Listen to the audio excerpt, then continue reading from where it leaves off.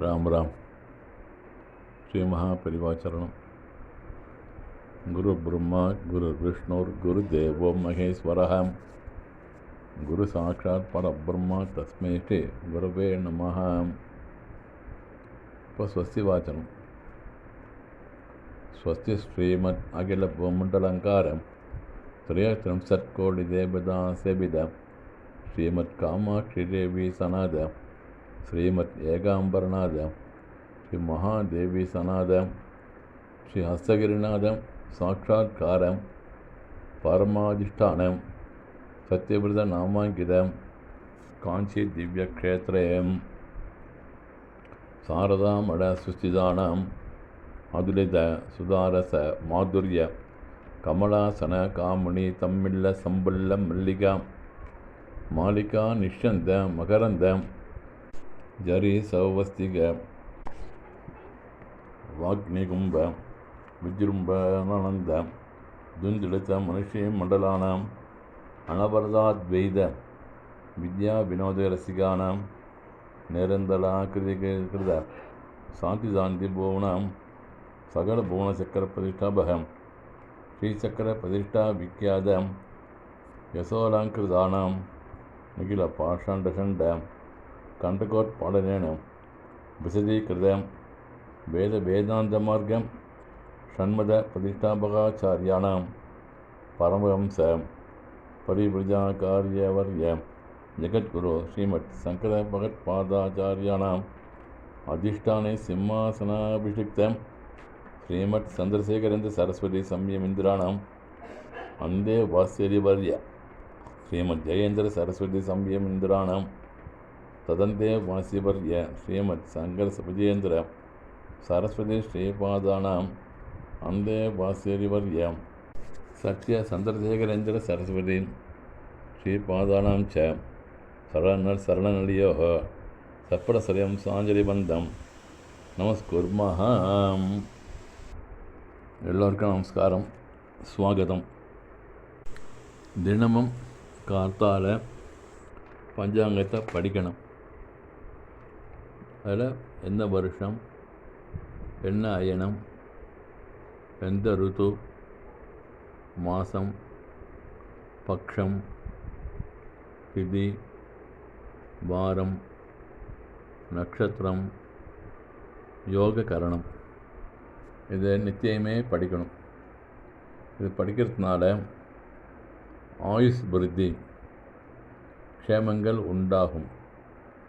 அதனால் நித்தியப்படி இதை படிக்கணும். இப்போது பராபவ வருஷம் மகர சங்கராந்தி பலன். மகர சங்கராந்தி ஸ்ரீ புருஷ ரூபமாய் 2 முகமும் 3 கண்களும் 4 வாயும் சிவப்பு தந்தமும் நீண்ட நாக்கும் தொங்குகின்ற புருவமும் நீண்ட காதும் 8 கைகளும் 2 கால்களும் செம்பட்டை முடியுள்ள விகாரமான கருப்பு சரீரத்துடன் 12 யோஜனை பருமனும் 100 யோஜனை உயரம் உள்ள கோர ரூபத்துடன் வருவார். மகர சங்கராந்தி நாமதேயம் விஸ்ரஹை.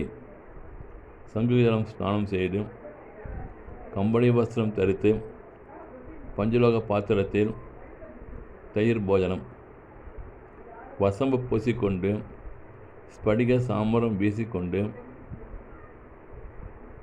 சுவானக்குடையுடன் முத்து ஆபரணம் அணிந்து அசோக புஷ்பம் சூடி எரி வில்வாயுதம் ஏந்தி மேற்கு திக்கு நோக்கி அலைச்சல் முகத்துடன் எருது வாகனத்தில் மார்கழி மாதம் 30ஆம் தேதி 14/1/2027 வியாழக்கிழமை இரவு நாழிகை 45 வினாடி 56க்கு சப்தமி திதியில் ரேவதி நட்சத்திரம் வணிஜ கரணத்தில் துலா லக்னத்தில் மீனராசியில் பிரவேசிக்கிறார்.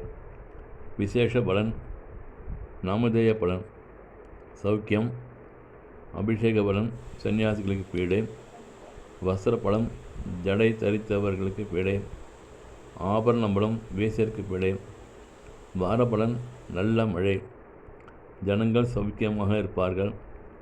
நட்சத்திர பலன் மத்தியமம். விந்திய பருவத்துக்கு மேற்கே சௌரச்சாந்திரமான ரீதியாய் பராப வருஷ பலன்.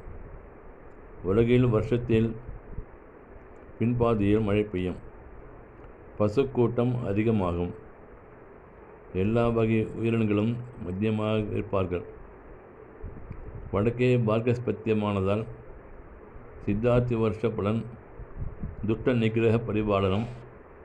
பசுக்கள் விருத்தியாகி பால் மிகுதியாக கிடைக்கும். ராஜா வியாழன் பலன் பிராமணர்கள் தங்கள் கர்மங்களை செய்வார்கள். நல்லமை செய்து சுபிட்சமும் ஆரோக்கியமும் உண்டாகும். இது தவிர அநேகமாக எல்லாமே நல்லதான் சொல்லியிருக்கா. 1-2 அசுபமாக சிலதெல்லாம் இருக்குது. அதை நாம் தவிர்க்க முடியாது. அதை தவிர்க்கணுன்னாக்க நம்ம கையில் தபஸ் இருக்கணும். அது இருந்தால் தவிர்க்க முடியாது, ஆனால் குறைக்கலாம். நித்தியப்படி அனுஷ்டானங்கள் பண்ணணும். காயத்ரி ஜபம் நிறையா பண்ணணும். யாகாதிகள் பண்ணணும்.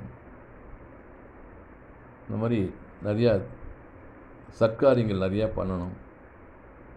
அனுஷ்டானம் முக்கியம். அனுஷ்டானத்தையும் கடைப்பிடிக்கணும். இத்தனையும் பண்ணிட்டு இருந்தாக்க நாம் வரப்போகிற ஏதாவது 1-2 அசௌகரியங்களை குறைக்க முடியும். பொதுவாக ராகு காலம், யமகண்டம் இதெல்லாம் பார்க்குற வழக்கம். இது முக்கியம். இல்லைன்னு இதோட முக்கியம் தியாஜ்யம். பஞ்சாங்கத்தில் போட்டிருக்கிற நாழிகையிலேருந்து 3.25 நாழிகை, அது 1.5 மணி நேரம், அதை தவிர்க்க வேணும். கரிநாள்ங்கிறது தை மாதத்தில் முதல் 4 நாள் வருவேன். அதை தான் நாம் தவிர்க்கணும். மற்ற கரிநாள் நமக்காக இல்லை, மற்றவர்களுக்காக. பஞ்சாங்கம் பொதுவாக அனைவருக்கும் பொதுவாக இருக்கும். அதுலேருந்து நமக்கு என்ன வேணுமோ அதை எடுத்துக்கணும். அந்த மாதிரி பக்கத்தே சுக்கிராஸ்தமனங்கிறது ஐப்பசி மாதம் 9, 26/10, ஐப்பசி 19, 5/11. இதில் உபநயங்கள் பண்ண மாட்டா, அவ்வளோதான். மற்றபடி மீதெல்லாம் பண்ணலாம். விவாகம் பண்ணக்கூடாதுன்னு சில பேர் அபிப்பிராயம். இந்த வரப்போகிற வருஷம் வரலட்சுமி விரதம் இருக்கு இல்லையா, அது 21 ஆகஸ்ட். பஞ்சாங்கத்தில் 28/8ன்னு போட்டிருக்கா. அதில் சில தவறெல்லாம் உண்டாயிருக்கு. அதனால் 21/8 தான். இந்த வருஷம் கிரகணமே கிடையாது. 2 சூரியகிரகம் 2 சந்திரகிரகம் உண்டு. அது இந்த உலகத்தில் வேறு ஏதாவது மூலையில் இருக்கும். நம்ம நாட்டில் கிடையாது, நமக்கு தெரியாது, கிடையவே கிடையாது. ஆனால் அதை பற்றி யார் என்ன சொன்னாலும், வாட்ஸ்அப்பில் என்ன வந்தாலும் கவலைப்பட வேண்டாம். இந்த வருஷம் பொதுவாக பார்க்கச்சே நல்ல அதிக மழை, தானிய விருத்தி எல்லாம் இருக்கும். எல்லாம் க்ஷேமமாக இருப்பார். இப்போது ஸ்ராத திதி அப்படிங்கிறது மாத்தியான காலத்துக்கு அப்புறம் வர அபராண காலம். அதில் தான் சிராத்தம் பண்ணணும். அதாவது 18 நாளைக்கு மேலே 24 நாளைக்குள் எந்த திதி இருக்கோ அன்றைக்கி அது சாத திதி அப்படின்னு பார்க்கலாம். இல்லை சாதத்தில் பஞ்சாங்கத்தில் இருக்கிற முதல்ல போட்டிருப்போம், சாத திதின்னு போட்டிருப்பா இல்லையா, அதில் பார்த்தாலே தெரியும் என்ன திதின்னு போட்டிருப்பால. அதை உத்தேசம் இந்த திதி போடுவாங்க. அந்த காலத்தில் இது எந்த திதி அதிகமாக இருக்கோ அந்த திதியாக அங்கே போடுவாள். அதை பார்த்தாலே எனக்கு தெரிஞ்சிடும். 2வது, வளர்பிறை கை தேய்பிறை சொல்கிறத விட சுக்லபக்ஷம் கிருஷ்ணபக்ஷம் அப்படின்னு சொல்லலாம். அமாவாசை பிரதமையிலேருந்து பௌர்ணமி வரலும் சுக்லபக்ஷம், பௌர்ணமி கிடைச்ச பிரதமையிலேருந்து அமாவாசை வரலும் கிருஷ்ணபக்ஷம். இதுக்குள்ளே என்ன வருதோ அதுதான் அந்த பக்ஷ திதி. மாதம் முதல்ல வரும், மாத கடைசியிலே வரும், மாத நடுவுலையும் வரும். மாத பொறுப்பு இருக்கு இல்லையா, என்னைக்கு 45 நாளைக்கு முன்னாடி மாதம் பிறந்தால் அன்றைக்கி மாத பிறப்பு, 45 நாளைக்கு பின்னாடி பிறந்தால் மறுநாளைக்கு மாத பிறப்பு. முதல் நாள் 45க்கு முன்னாடி இருந்து அன்றைக்கி மாத பிறப்பு வச்சு அன்றைக்கி தர்ப்பணம் பண்ணணும். மறுநாளைக்கு 1ஆம் தேதி. அப்படி இல்லை 45 நாளைக்கு அப்புறம் மாதம் பிறந்தால் அன்றைக்கே தர்ப்பணம், அன்றைக்கே 1ஆம் தேதி. அதே மாதிரி தான் எல்லாமே குழந்தை பிறக்கிறதுலேருந்து ஆசோஜம் பார்க்குறது வந்து எல்லாமே இந்த 45 நாளையை கணக்கு வச்சு தான் பார்க்குற வழக்கம். இதில் சங்கல்பில் வந்து திதி வாரம் நட்சத்திரம் சொன்னால் கூட யோக கரணம் நிச்சயமாக சொல்லணும். அதான் வர வாத்தியார்கிட்ட சொல்ல சொல்லுங்க. பெரியவாடி சொல்லியிருக்கோம், யோகக்காரன் சொல்லாமல் சங்கல்பம் பண்ணக்கூடாதுன்னு பெரியவாடி சொல்லியிருக்கா. அதனால் திதி வாரம் நட்சத்திரம் யோகம் கரணம் இது சொல்லாமல் சங்கல்பம் பண்ண வேண்டாம். இந்த மாதிரி பஞ்சாங்கத்தில் அநேக விஷயம் இருக்குது, தெரிஞ்சிக்க வேண்டியது. அவசியமாக தெரிஞ்சுக்கணும். எல்லாத்தையும் பஞ்சாங்கத்தை படிக்கிறதுக்கு தெரிஞ்சுக்கணும், நித்தியப்படி படிக்கணும், அதுவும் திதிவாரத்தை தெரிஞ்சுக்கணும். இந்த மாதிரி எவ்வளோ விஷயங்கள் இருக்குது. அதெல்லாம் நமக்கு க்ஷேமந்தான். அதனால் பஞ்சாங்கம் படிக்கிறதுனால பஞ்சாங்கம் படணும்னு ஏன் வச்சுருக்காருனாக்க, அந்த பஞ்சாங்கத்தில் படிக்கிறச்சே வேத பிராமணன், வேதத்தை அத்தியனம் பண்ண ஒரு பிராமணன் இந்த பஞ்சாங்க படத்தை அந்த வருஷத்து ஆரம்பத்தில் படித்தாருனாக்க அதுலேருந்து அந்த வருஷம் க்ஷேமமாக இருக்கும். அதில் என்னென்ன படிச்சிருக்காரோ, என்னென்ன சுபகாரியத்தை சொல்லியிருக்காரோ, என்னென்ன சௌகரியங்கள்லாம் வரும்னு சொல்லியிருக்காளோ அதான் அவர் பயான்னு சொன்னாக்க பலன் அதிகம். அதே நேரத்தில் அசுபமான விஷயங்கள் எதாவது இருந்தால் சொன்னால் கூட அது நிவர்த்தி ஆகிடும்னு சொல்கிறது வேத வாக்குனால.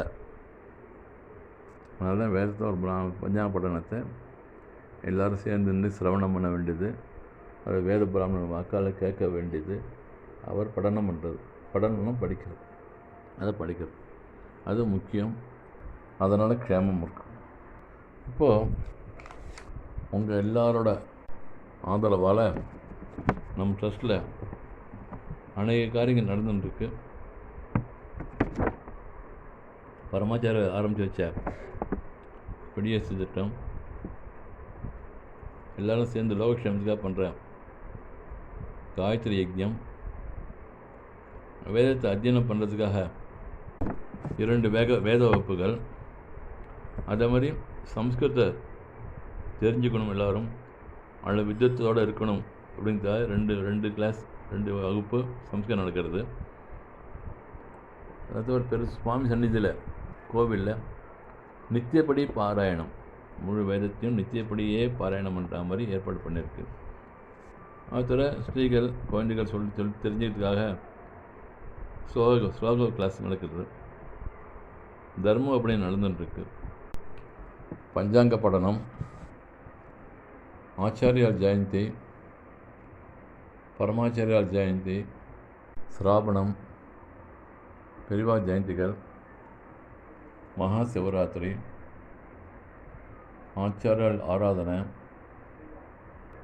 பிக்ஷாவந்தனம், இந்த மாதிரி எல்லாமே நடக்கிறது. இது எல்லாமே உங்கள் ஆதரவால் தான் நடந்து வந்துட்டுருக்கு. மேலும் மேலும் நடக்கணும். இப்போ புதுசாக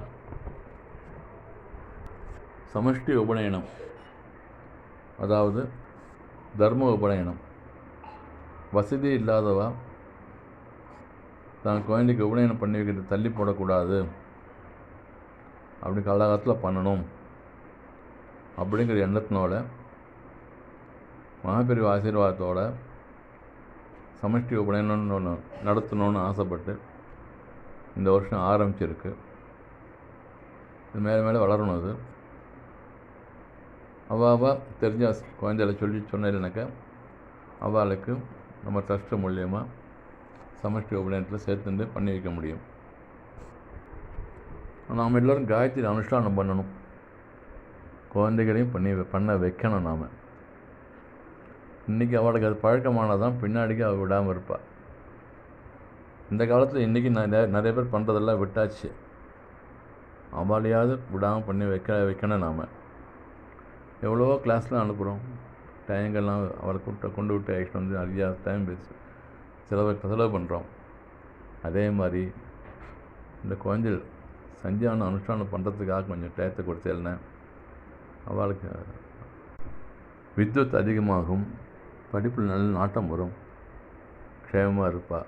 அதுக்கு எல்லோரும் பெரியவாள் தான் வழி பண்ணணும். நீங்கள் தான் அதுக்கு ஏற்பாடு பண்ணணும். இந்த காயத்ரி யஜ்ஞம் நடந்துட்டுருக்கு. அதில் நிறையா பேர் சேர்ந்துட்டுருக்கா. ரொம்ப நாள் நடந்துட்டுருக்கு.